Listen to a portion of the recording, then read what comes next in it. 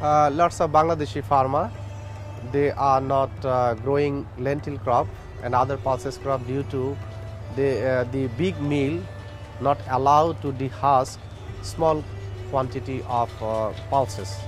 So upon having this information from field, from farmer, then we decided to do some research to develop a small scale mini mill that can dehusk lentil, chickpea, mung bean, etc.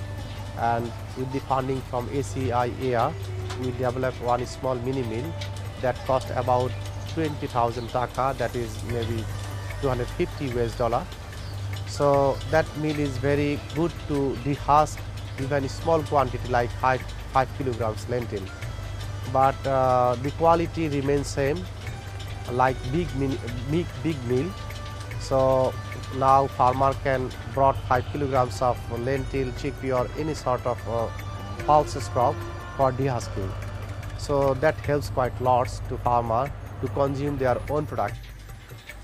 গতকালকে জানতে পারলাম যে এখানে এই ডাল ভাঙানো machine আছে।